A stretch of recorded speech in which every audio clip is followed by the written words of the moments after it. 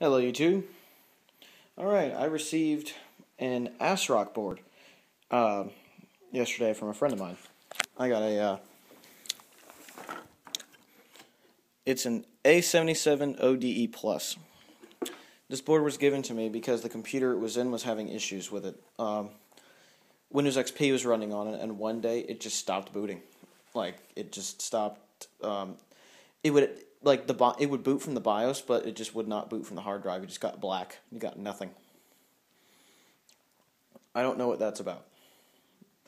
I'm thinking that's either a hard drive issue or a hard drive controller issue. I've actually run Windows on this board already, and it seems to run absolutely fine, so I don't know if that's a long-term thing or if that was just Windows XP having a fit or something. I don't know. But this board, it seems to have pretty good specs. It has a pretty fast front side bus, apparently. It can take up to DDR2 1066. Supports Crossfire, has gigabit Ethernet, BIOS. It can handle a Phenom 2X6, which is pretty cool. I might end up getting that for this computer. That'd be a nice processor to have, or a Phenom 2X4, one of the two. It's an AM3 board, so it can take AM2, AM2 Plus, and AM3 CPUs. And it can handle up to a 140-watt CPU. Man, I'd hate to see your power bill if you have one of those. But, yeah. Basically, the brand ASRock is Asus. It's a cheaper Asus board. So, it's like it's just low-cost Asus stuff. This board is fairly recent. I forget when, Grateful 42 gave me this. It originally had a different heatsink on the processor. This is one of my own heatsinks that I put on there that does not sound like an air conditioner. Let me find the heatsink that was on there. Where is it? Yeah, here it is. This is the heatsink that was on it. This heatsink came out of an Acer machine, and this thing sounds like a hairdryer. It's awful, so I got rid of it. It still works, but it's loud. And instead I put this one on that came with a processor I had years ago. I forget which processor exactly, but this one's nice and quiet. It's heat piped, and it's good enough for what I need. The processor that came on this board was it is an AMD Athlon 64X2, an AM2 socket CPU. It's a 4800 plus, so it's 2.5 gigahertz. And that's not a bad processor at all. But the nice thing about this board is I can put better processors on it. There are two things I don't like about this board. Number one, it has an AMD chipset, and AMD chipsets can be a pain with certain graphics cards. I've seen Max Arcade go through at least one or two incidents of nasty graphics card behavior with AMD chipsets. I don't know if this chipset is a problem, but the cards that I put in here don't seem to be causing a problem. And the other thing is this also has VIA audio, and I don't like VIA audio very much. However, according to my friend Dave, VIA audio is very good under Linux, so I guess that's a plus. So yeah, I put it in this case where my Socket 775 build used to be. I'm moving that into this case. This is a much more modern motherboard than the Socket 775 one, so I'm going to eventually get an AM3 socket CPU for this thing. Maybe a Phenom 2X6 or Phenom 2X4, and have a good AMD build up here. I don't know how long the board's going to last, because I know I've been told that ASRock boards aren't very reliable. Maybe you guys could verify that for me, or not, but this board seems to work perfectly without an issue. So I've ran Windows on it, and it seems to run well. Seems to be a nice board. I like this board quite a bit because of the features it has. You can tell it handles a 140-watt CPU because of the CPU connector down there is 8-pin. It uses a lot of solid capacitors, few electrolytics down here, but up where it's important, there are solid-state capacitors, like by the voltage. by the VRM of the processor, which is pretty nice. And there you have it. Has 6 SATA ports down there, floppy, and an IDE channel. And I like the legacy part of this. The only thing that it doesn't have that's not legacy, if you look at the back, the I/O is not legacy by any means. It has, although it still does have real PS2, digital audio, 6 USB ports, gigabit Ethernet, and of course the onboard audio. So feature-wise, it's a good board. It's a nice little board. I like it. I put 80 gigs, yeah, 8 gigs of RAM in this machine to use on it, so that should be good. It's 8 gigs of DDR2 800. And I'm moving the 4 gigs I had onto the Core 2 quad machine over here. So once I get a Phenom 2 X6 or an X4, this machine will be pretty killer. I just hope the board lasts.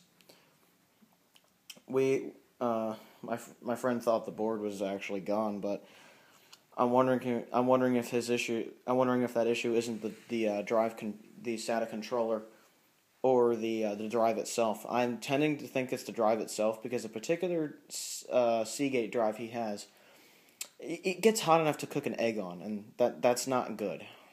And I'm wondering if that drive is just starting to give up or something like that, because the board seems to run perfectly fine. I'll know in the long term, though. I'll find out. So that's a recent acquisition I got. I'll show you it running in a second.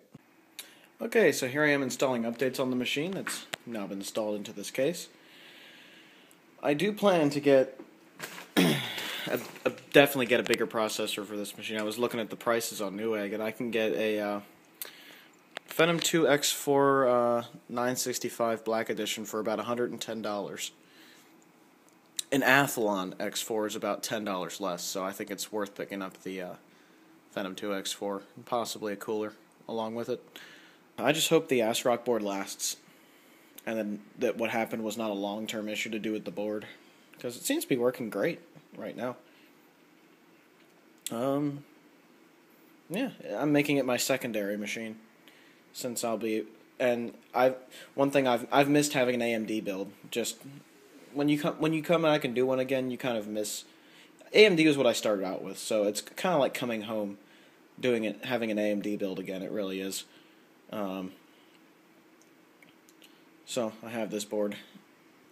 I have this build. I have a nice Intel i3 build downstairs, and now up here I have a nice.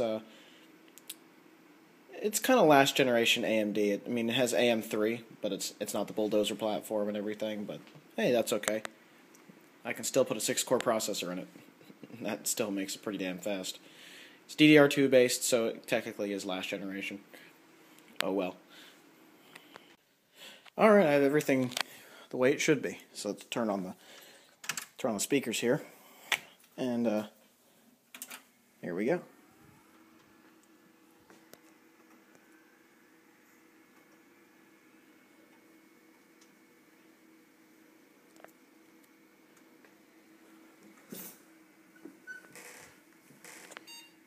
Meep.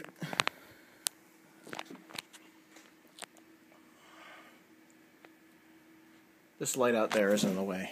How about you not do that?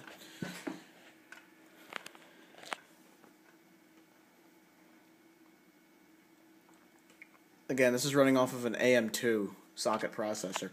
I did some researching on processors earlier today, and I can get a Phenom 2 X4 965 Black Edition. Those, I believe, are 125 watt processors, though, so they use up quite a bit of power. The Phenom 2 X6 processors, those actually are 95 watt processors, so they use quite a lot less than I thought they would have. So I might end up getting a 6-core processor. The 6-core processors are about $150 new on Newegg. New in retail box on eBay, they're like $130, so I could save some money on eBay there. Yeah. There you go. There's my desktop setup just as it should be. Let's take a look at the properties here. There we go. It's an AMD Athlon X2 4800 Plus. Hopefully I'll get a better processor in there sometime soon. It gets a 5.4 on the Windows Experience Index. I think that might be the... Is that the hard drive, maybe?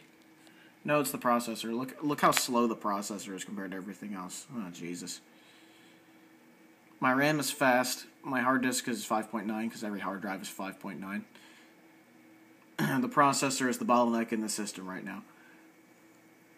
It still runs everything I need it to just fine, but it is the bottleneck in the system. So I hope to get a 6-core Phenom 2 processor in the near future. Maybe once I get this guy down here sold, I'll have enough to afford a processor. But yeah, that's it installed in the system. It seems to do very well. The board seems to be holding up just fine. Everything is functioning properly. This is in the short term. I don't know what will happen in the long term, but hopefully it'll stay working. And that's the ASRock board that I got recently. And I think once I put a 6-core processor in here, it'll be one hell of a secondary machine. I hope you guys enjoyed, and have a good one, everybody. Ciao.